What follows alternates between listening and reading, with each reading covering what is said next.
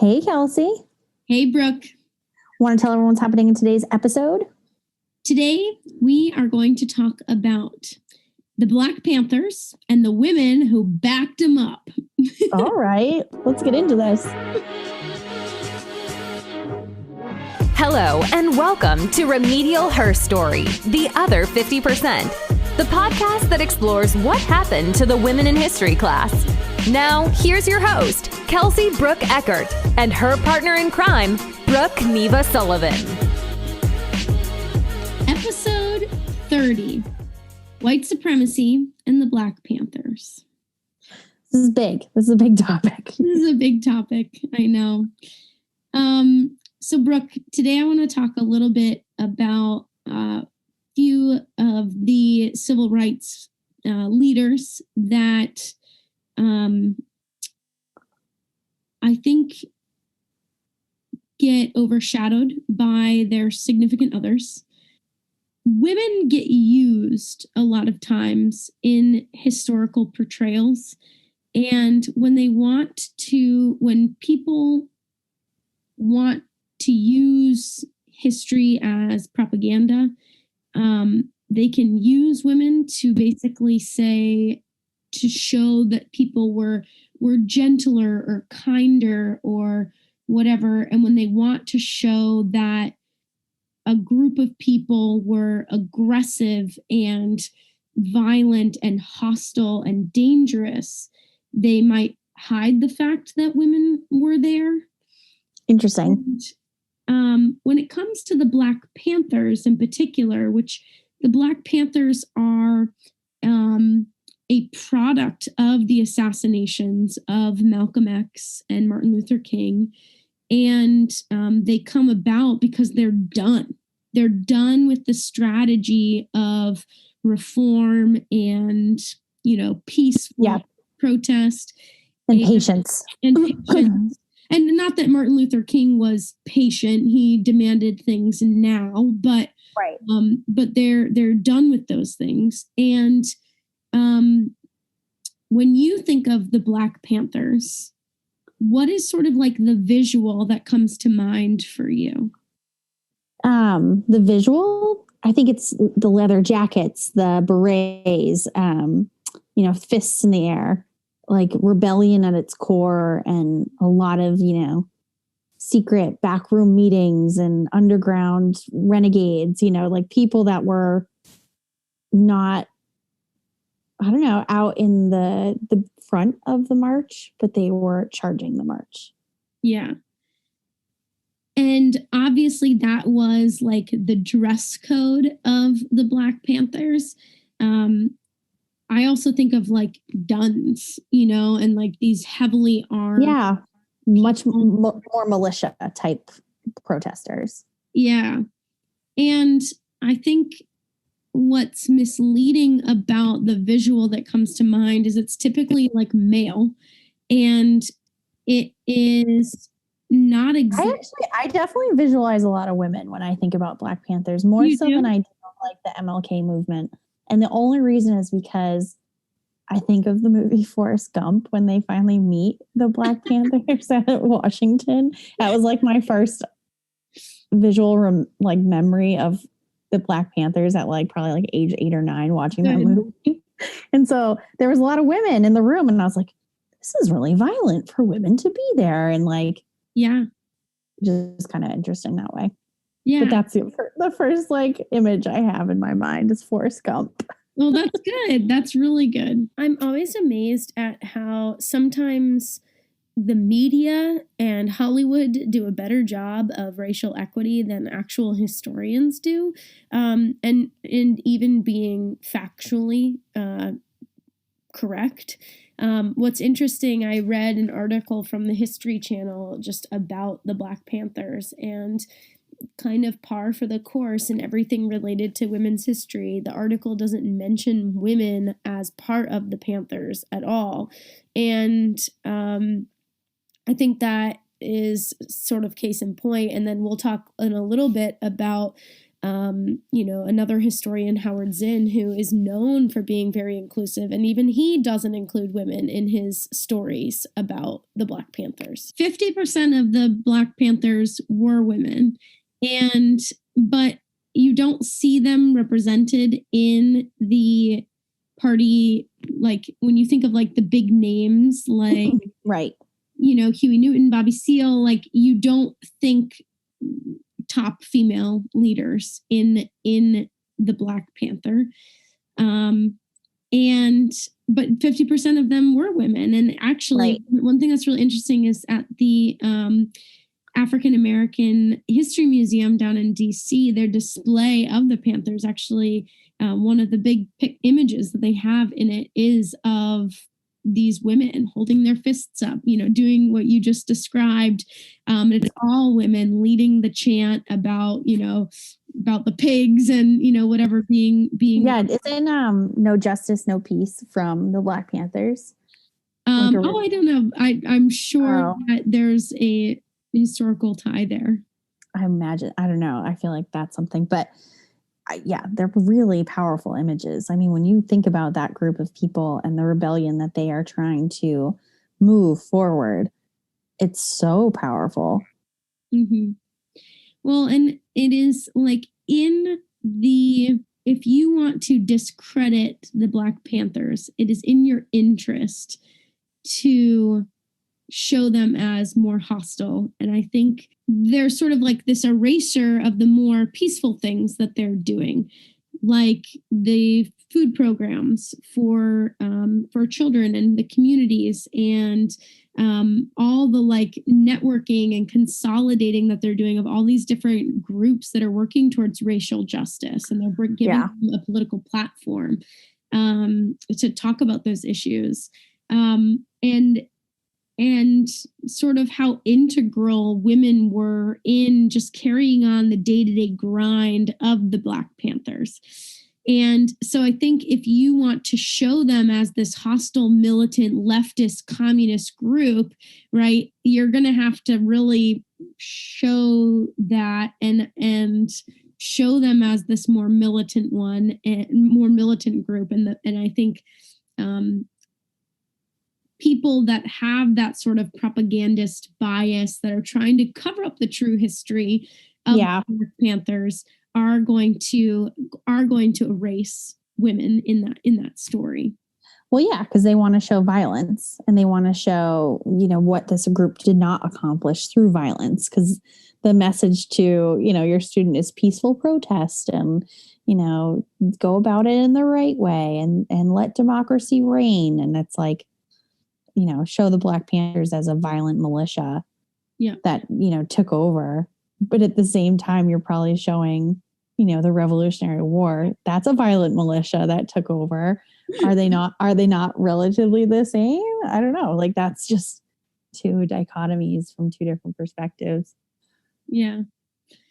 So I do want to get into the rise of the Black Panthers and some of this real history of the women that were there. Let's back up to the rise of the Black Panthers. So the Black Panther Party is founded in 1966 by Huey Newton and Bobby Seale. And they are trying to improve relationships between police and the African American people, and basically demanding better treatment from the police. And we already talked a bit about how uniformly they dressed.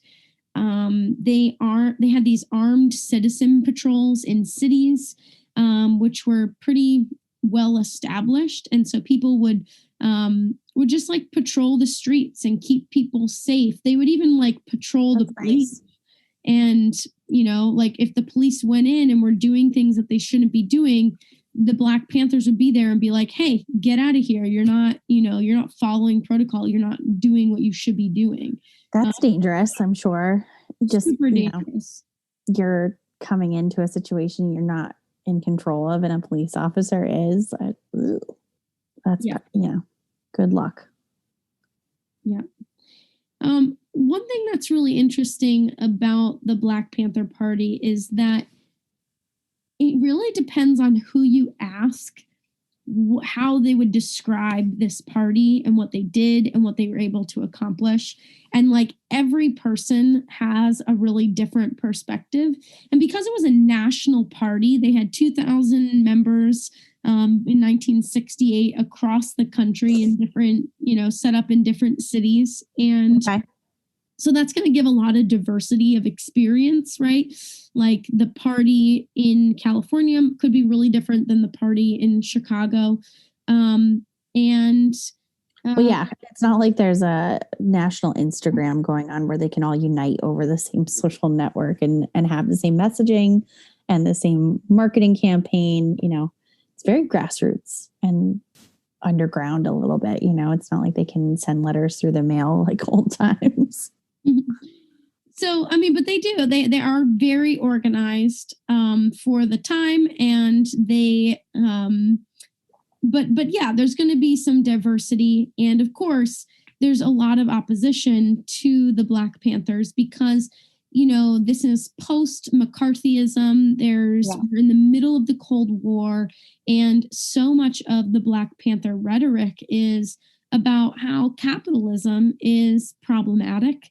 And that, socialist policies would be better and should be pursued. And just the timing of those comments during the Cold War could be.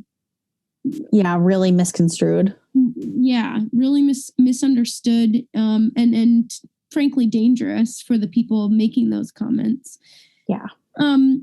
The Black Panther Party is obviously a more militant part of the larger civil rights movement.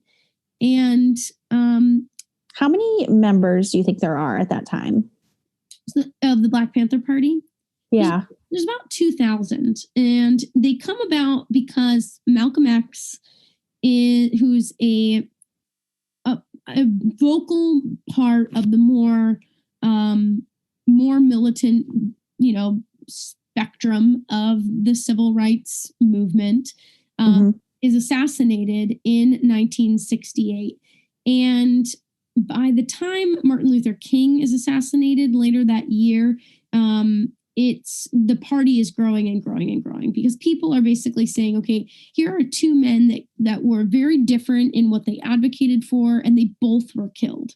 And in both cases, both of these guys had been tailed by police. They had been harassed and wiretapped by the FBI. And it's, the FBI, just using Martin Luther King as an example, in the 50s and 60s, they surveilled him. His entire house was wiretapped. They listened in on all of his phone calls.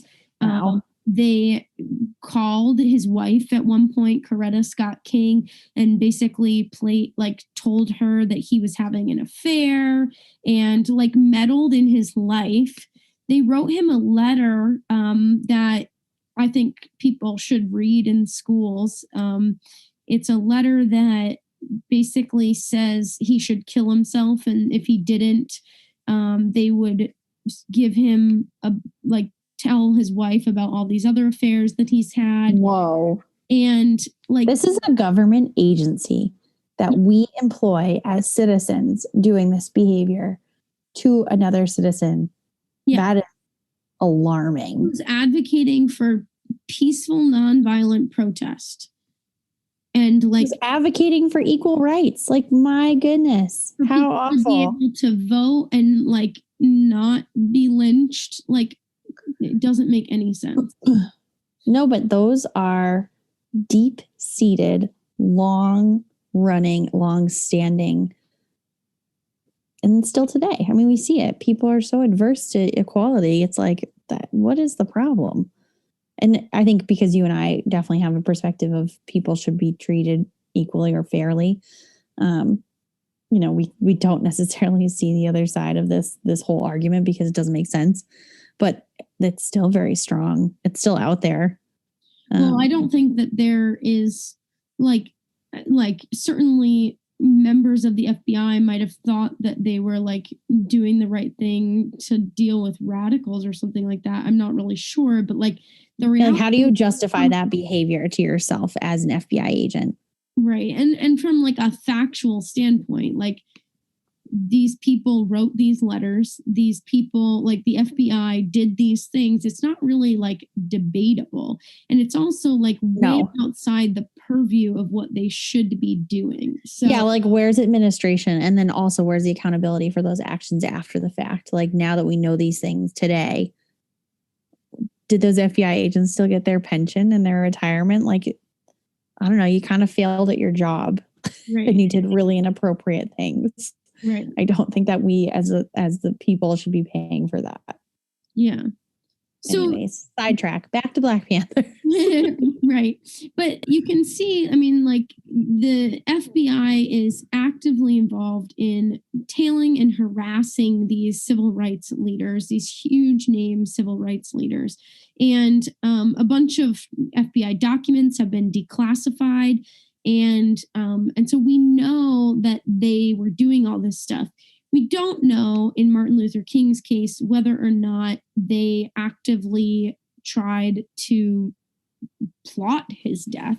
Coretta Scott King and their children, believed that the FBI set up somebody to take the fall for King's death, and believed that the FBI was actually behind it. And I don't know if that's true, and I don't think there's any way to really know that. But those theories are out there, and they're grounded in this like deep distrust among the African American community, because for good dang reason, because they're being harassed by the FBI. Well, and no one's being prosecuted for the death of people of color. It's happening time and time and time and time again, that no one's being held accountable. It's like their lives are not of value. It's not okay. Right. So, yeah. So Ceanne and Newton, the two founders of the Black Panthers, met in college in California, where they were from, and they joined together to protest their college, which was Merritt College.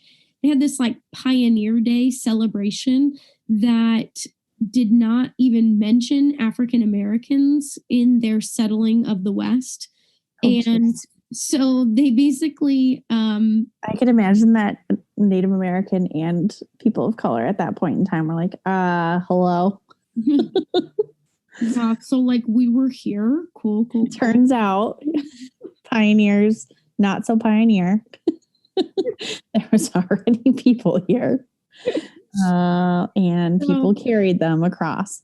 Yeah. Okay. So they got together on this protest. Good for them. So they're like 19, 20 years old at this moment. Yeah.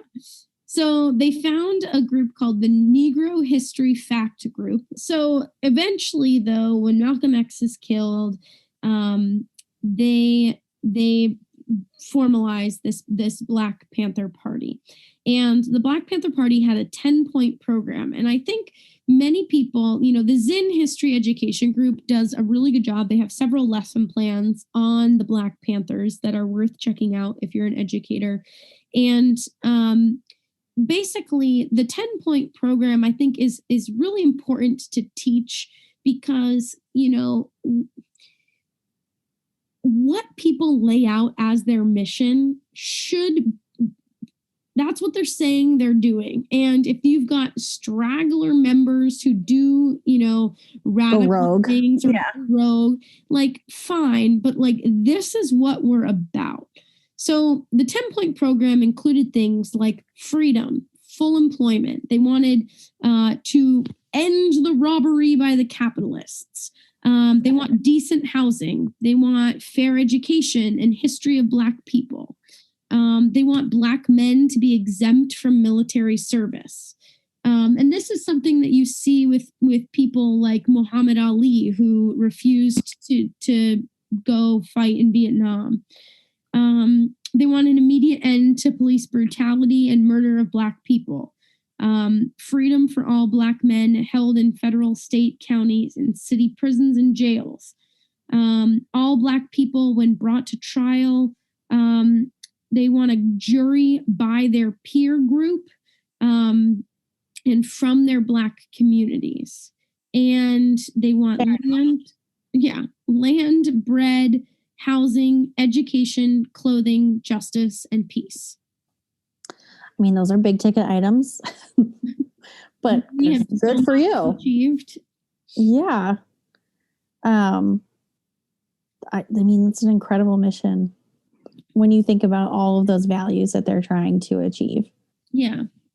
Well, and also it's sort of like some of the things there, like exemption from military service, like a lot of those are essentially reparations, right? Like exactly. That's exactly what I was just thinking, is like, they've been through enough. They were brought here against their will. They should choose the life they want within this country now that they're given that. Right. Yeah. And maybe not those people, but their ancestors. Yeah. Right. So, I mean, one generation removed. I mean, really, 1960s. Yeah. Yeah. So it's their grandparents or their parents. Yeah. Yeah. Yeah. So, the average age of a Panther is 19 years old. So this is a really like young group of people in the. That's ballsy. Yeah. I mean, think about what you were doing at 19. Yeah. I mean, I was probably a little bit radical, if you will. Like, I was interested in politics and going to protests. And I mean, it's right when you get into college, you're like, where's the first sit-in I can get a part of? But I don't know. That's a pretty radical group to be a part of at 19. Yeah. And I think it just shows this like maybe a generation gap within the African-American community. But again, half of these people are women. And I want to read a little passage to you from an article by the Smithsonian. They said women's participation in the issue of gender equality ebbed and flowed within the Panthers' history. It didn't simply improve or get larger or devolve and get worse. It goes up and down. And I thought that was a really interesting concept because there are some accounts of the Black Panther Party of being a bit misogynistic and treating the women within the party sort of poorly. And then there's other accounts of, you know, these are our sisters in arms and we treat them equally and whatever. Yeah. But yet a lot of the official leadership positions went to men. And even in the 10-point plan here, you know, a lot of the freedoms that they're demanding are for men, right? Like military service for men. I mean, let's go back through history. It's always man first, woman second. I mean, let's get Black men the vote and then white women and then all women. It's like, right. Where is this hierarchy and who came up with it? Right. And I think, you know, if women, you know, I think Black women had a lot of needs to bodily integrity and, you know, an end of sexual harassment and those things that should have been probably included in that list. So at the same time, though, the Black Panther Party is concerning to police. You know, it's always scary when you see armed civilians who are on edge and that's terrifying. Yeah. When you see people carrying guns in public, terrifying. Yeah. I don't care who you are. It's interesting though. And, you know, what comes to mind when you say that is like the Trump rallies. And that's immediately, I'm like, oh my God, the entire Capitol. I'm like, that is absolutely terrifying. But it's also, you know, we live in a state where you can carry a gun freely as long as you have a permit. I was in Walmart and it was like, there's a dude walking around with a gun. And I'm like, so is this when they shoot up a Walmart? Am I going to be part of it? And it's like, no, that's just the community you live in, weirdo. Like, people just carry guns. Yeah. But I think one thing that's really interesting about history is like the advocacy for the Second Amendment, you know, really started with African Americans being like, no, this is right. Like, it's here. And it's I don't love that somehow became a like white person, rural white person thing, you know? It's like a lot of things that become what they become, like the evolution of women's healthcare. But yeah, it's evolved into a little something crazy. If people fought as fervently about the Second Amendment as they do about others, there'd be a lot of things solved at this point in time. Yeah. So one of the things that's fascinating about this is Huey Newton ends up in prison for assault, and Bobby Seale is in prison at different points in and under arrest at different points. And, you know, one by one, these Black Panther leaders are going to prison for different crimes, either trumped up or accurate. And for the women that are involved in this, they're really like fighting and following through on this cause because it is their brothers, fathers, uncles that are going to prison on these sometimes bogus charges, ridiculous accusations. And, you know, they're fighting this fight because it is like so clearly unjust in their experience. And, you know, they might be raising young sons that are going to grow up in this world that will arrest them and not see them, treat them equally and fairly. So they're motivated by this assault on Black families that they're seeing.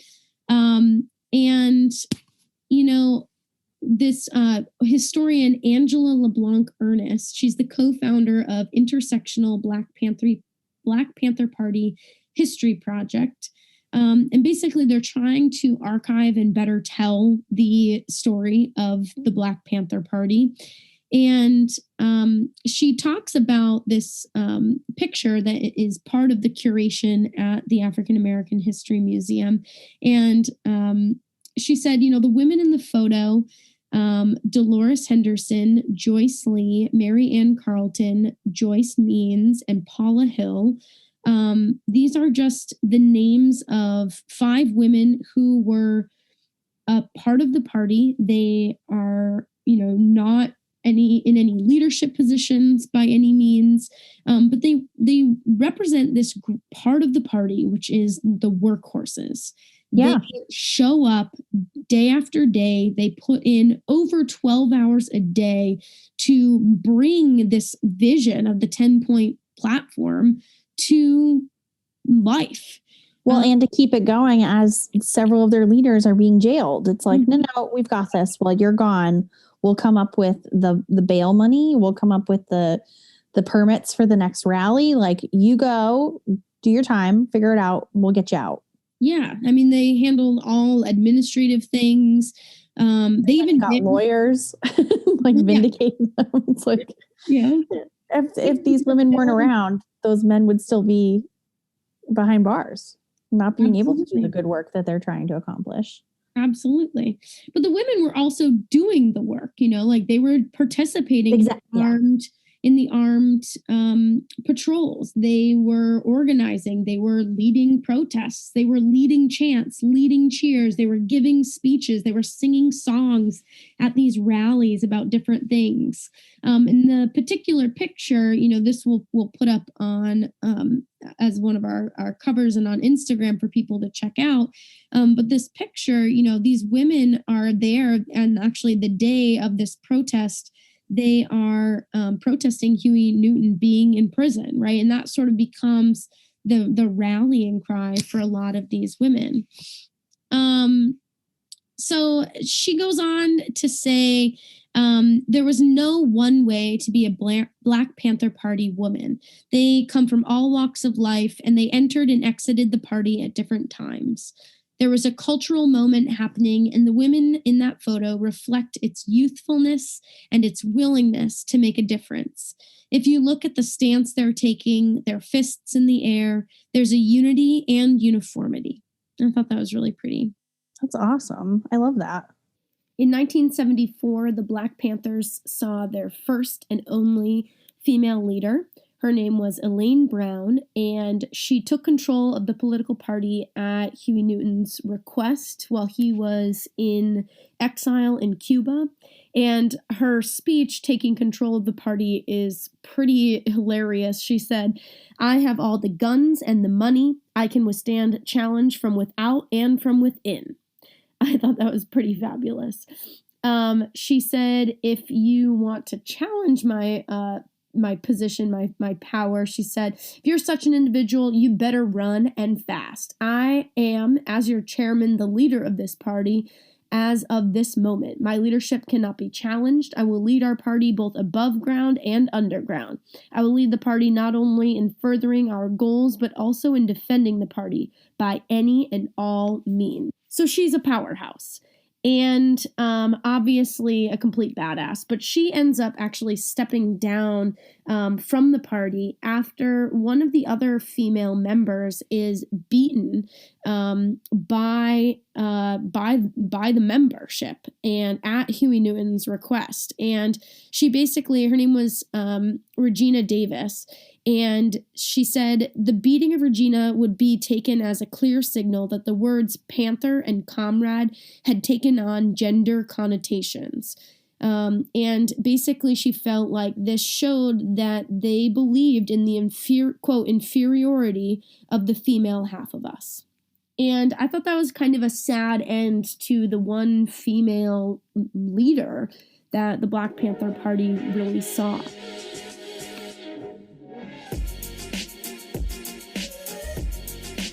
For lesson plan ideas and how to teach women's history, go to our website, www.remedialherstory.com. You can also follow us on Instagram or Facebook. If you think what we're doing is needed, please consider joining our Patreon community. Through Patreon, you can sponsor a podcast with a small donation. Patrons get access to behind-the-scenes information, gear, and bonus episodes. Patreon allows you, the listener, to ensure that the shows you love continue. This episode is sponsored by our patrons: Kent and Jamie Heckel from Ohio, Leah Tanger from Connecticut, Sarah Reardon from New Hampshire, Barbara Tisler from New York, Mark Breyer from wherever his van has wandered, Jeffrey Eckert and Brooke Neva Sullivan from right here next to me. Thank you so much for your contributions to this podcast. You make it possible.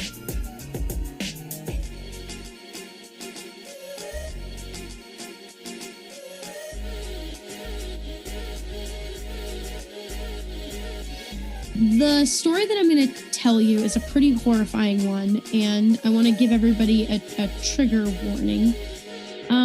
I first learned about this story the summer before I became a teacher. I read Howard Zinn's A People's History of the United States, and he talks about the 60s and all of these people, Martin Luther King, Malcolm X, and many others. And he goes on to list names of African-American men that were cut down before their time, oftentimes by police, whose names became rallying cries long before Black Lives Matter was even a thing. And he says, Zinn says, these were normal cases, endlessly repeated in the history of the country, coming randomly but persistently out of a racism deep in the institutions, the mind of the country. But there was something else, a planned pattern of violence against militant Black organizers carried on by the police and the Federal Bureau of Investigation. And then he goes on to detail the event that I want to tell you about. So here's what Zinn says. On December 4th, 1969, a little before 5 a.m, a squad of Chicago police armed with a submachine gun and shotguns raided an apartment where Black Panthers lived. They fired at least 82 and perhaps 200 rounds into the apartment, killing 21-year-old Black Panther leader Fred Hampton as he lay in his bed, and another Black Panther, Mark Clark. Years later, it was discovered in a court proceeding that the FBI had an informer among the Panthers and that they had given the police a floor plan of the apartment, including a sketch of where Fred Hampton slept. Ugh. So that's the story that I knew, and I had read that years ago. And recently, this story has become sort of the subject of a bunch of different films. If people have seen the Chicago 7, Fred Hampton is a minor character in that film. He's seen talking to Bobby Seale, who's one of the original plaintiffs or defendants in the case. And just this past week, another film came out called Judas and the Black Messiah, which is about Fred Hampton's murder by the FBI. I had obviously heard of this story before and was shocked when I learned that not only was Fred Hampton murdered in the way that Zinn described and these films describe, but also his fiance was in bed with him when he was murdered, and she was 8.5 months pregnant. Stop. Really? Seriously. God, our government did that? Yes. So let's back up. Let's back up and tell the full story, because Zinn's falls a little bit short in providing enough detail. So the Black Panther Party in Illinois, so this is the Illinois chapter, was very active, and things became very, very hostile. And there were a number of arrests. Black people, Black Party members were killed by police in a couple different incidents. A few of them, kind of went off the rails and killed police officers in shootouts and things like that. In situations this mostly in or around Chicago. In and around Chicago, and Fred Hampton is a very charismatic, very outspoken, natural leader for the Black Panther Party there. And he meets Deborah Johnson, who would go on to become his girlfriend and fiance when she's just 17 years old. So she's very, very young. And he's also young. When he is murdered, he's only 21 years old. Oh, they're just babies. They're babies. And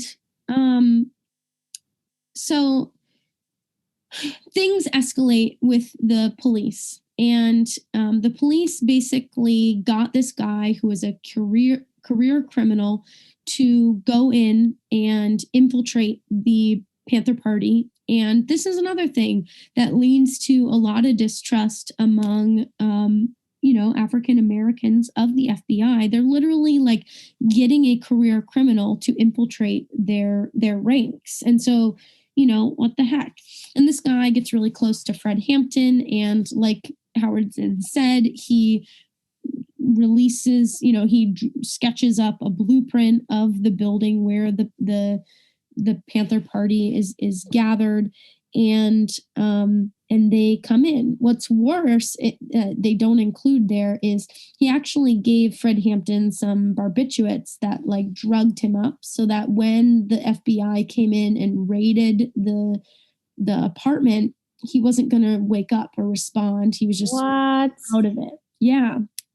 So, God, that's terrifying. Yeah.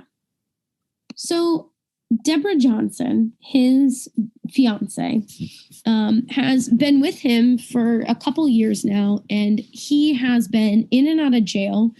And he gives many speeches in which he basically says, like lays out what is on the line, lays out how likely it is that he's going to die. They're pursuing these like food programs and things that should be no brainers. He's bringing together like different, groups in Chicago that would be adversaries. And he's doing an incredible job. And he's on the verge of being promoted to being like national level Black Panther Party. And the night that he's killed, Deborah Johnson, so first of all, the they hear the FBI on the stairs. Mark Clark, the other person who died that night, was holding a gun and was shot through the heart, and his gun went off. And that's the only shot that the Black Panthers fired that night, was just one. And meanwhile, the FBI shoots, Zinn said between 82 and 200. I've heard 99 is like the number of shots that were fired into this apartment. 99 shots to one response, one responding shot. And I just, like, having been 8 months pregnant, and all the hormones, all the, like, connectivity that you feel with that baby, you're Deborah Johnson and there are bullets flying everywhere. And her response is to get on top of Fred Hampton to protect his body, which I think is very fascinating. That's like the level of devotion and commitment to this cause that she has, that she's willing to risk not only her life, but also her unborn child's life. And the police come in and, by her account, grab her by her hair and pull her into the other room. And so she's 19 years old at this point. And when they come into the apartment, she recalls straddling his body to protect him from the barrage of bullets. And somebody yelled and was like, stop shooting, stop shooting. We have a pregnant woman, a pregnant sister in here. And so she's dragged into the kitchen. And there's a bunch of other Black Panther Party members that are sort of standing in this kitchen area. And a lot of them are like bleeding and bleeding out. And by several people's accounts, the officers then entered into the bedroom where Hampton is lying there, sort of like drugged up and unconscious, and they shot him dead point blank.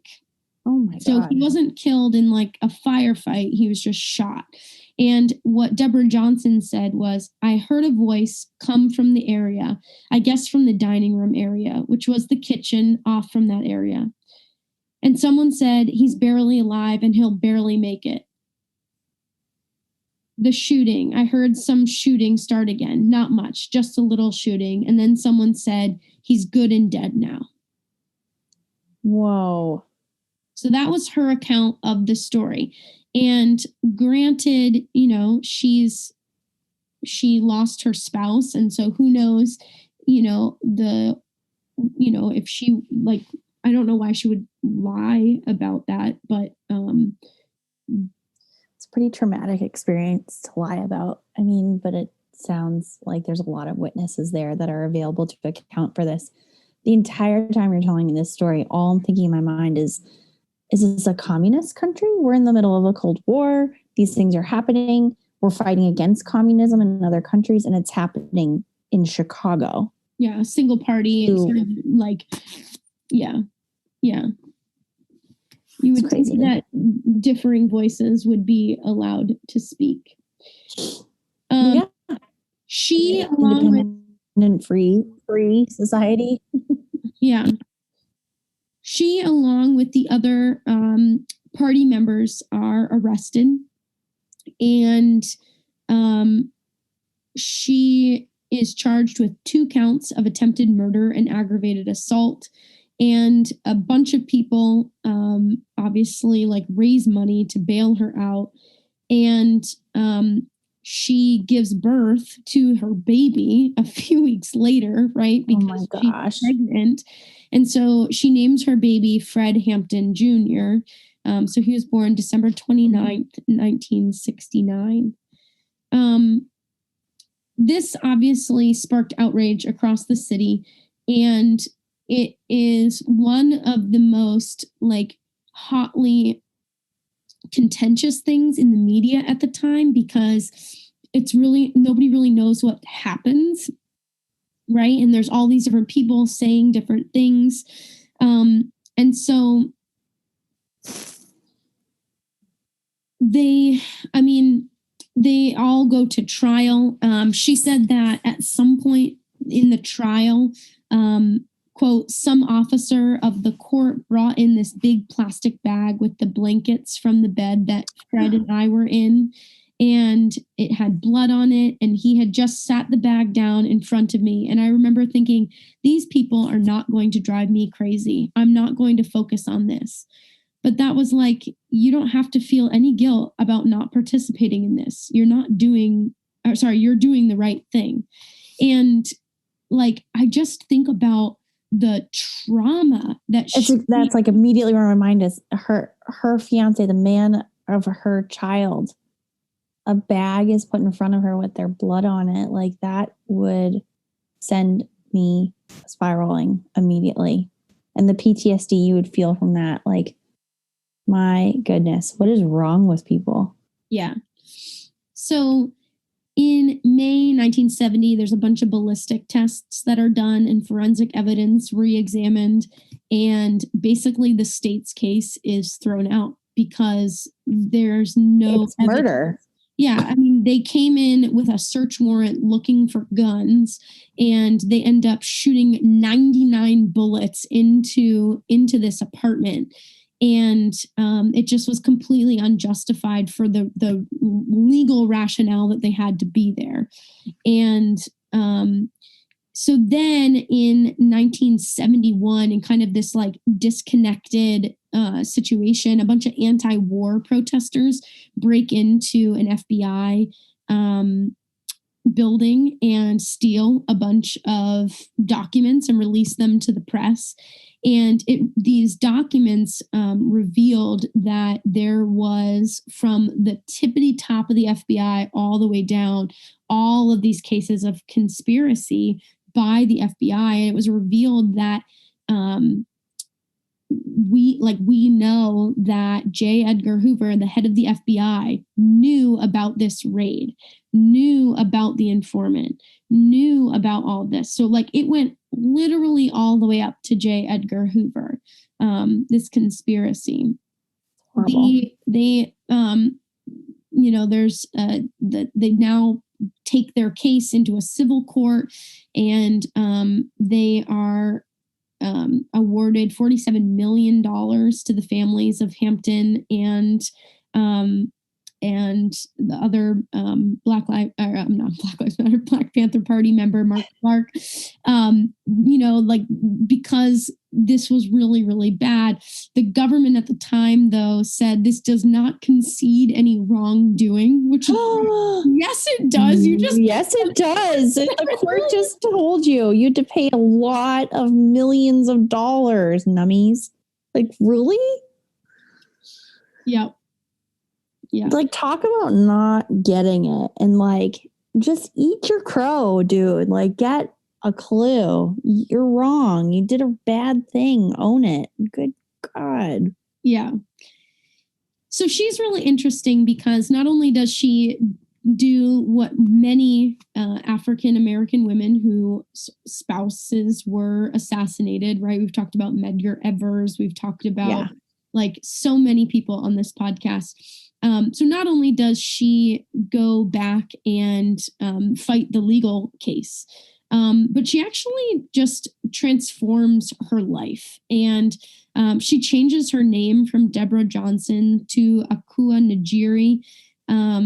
And this was a kind of a movement of that generation of African Americans to shed their slave names. Right. Malcolm X famously gets rid of his last name. Little, right. Yep. Right. To try to, have a name that is uniquely theirs and recognizing their heritage as African Americans. Right. So I thought that was kind of interesting. She does move to Africa for a little bit, and comes back. Her son is active. They're both alive today, and they are both active in Black Panther leadership. They were a part of and actually on set for the filming, and so they had a lot of say in this new film that just came out recently. And I thought that was really interesting that they cared enough to be involved and tell the story. It's amazing. William O'Neill, the FBI informant who betrayed them and possibly... Where's that dude these days? What's he up to? Yeah, so his story is really sad. In 1990, they created a documentary that basically interviewed all the people that were involved in the civil rights movement, and he was interviewed for that. And the night that the documentary aired, he committed suicide. Oh no! And you have to imagine they had some leverage on him to get it on his own. It would take a lot to turn against your own race and say, that's what you're doing. I don't know. It doesn't make sense. Like a reasonable person. Yeah. So they had him on charges for, like he had been caught, and basically they were like, okay, instead of sending you to prison for X number of years, you can become an informant for us. And so, yeah, like they did have leverage on him for sure. But it was horrible. One thing that's really interesting, is that Deborah Johnson, Kunajiri, went to his funeral and to William O'Neill's funeral. And she said, I had planned to spit on the casket and then turn it over. But when I got there, it didn't look like O'Neill in the casket, and I froze. I kept saying, that's not him. One of the brothers there said, oh yeah, that's him.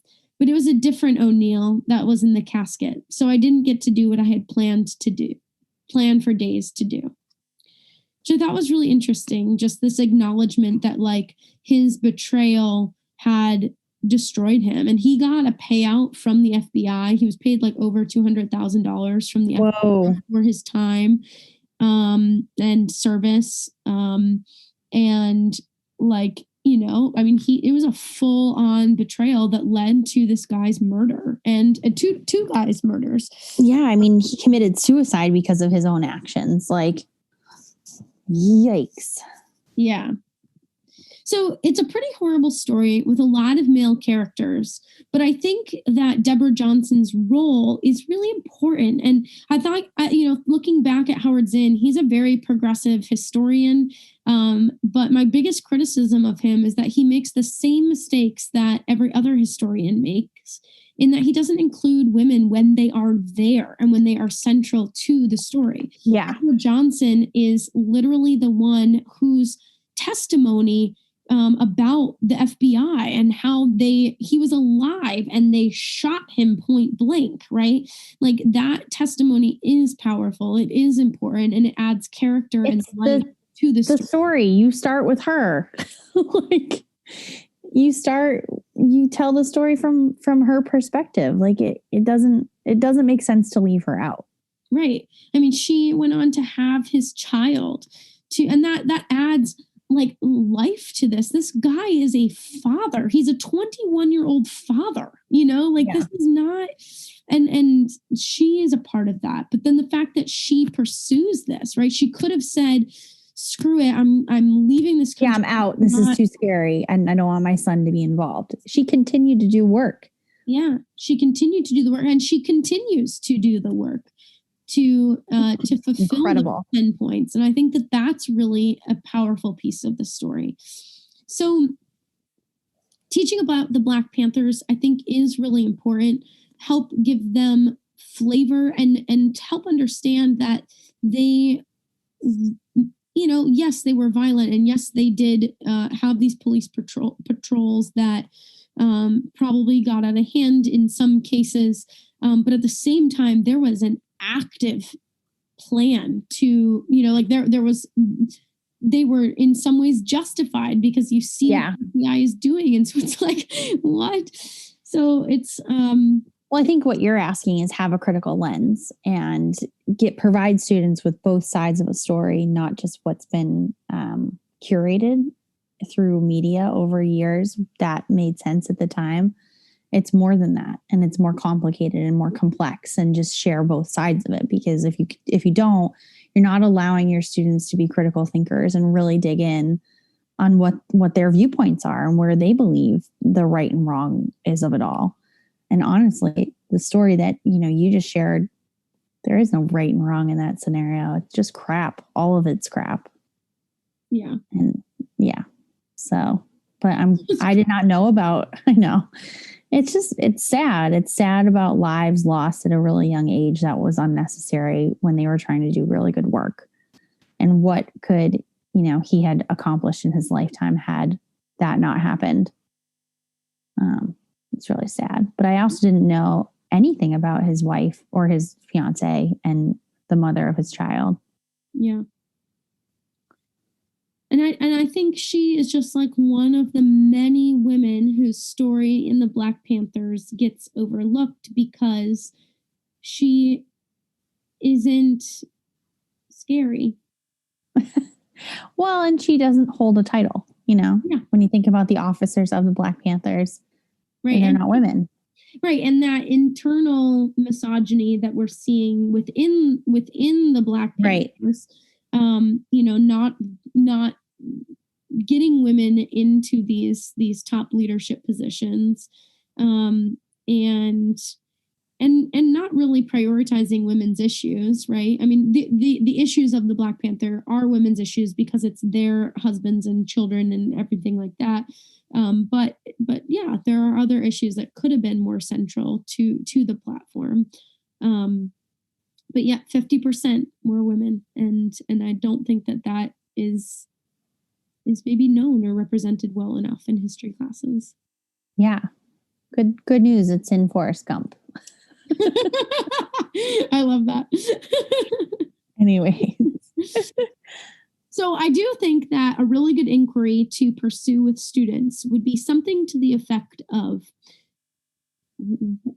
define the Black Panther Party. Because I think in and of itself, like, even though that sounds like a very simple, you could look up the definition.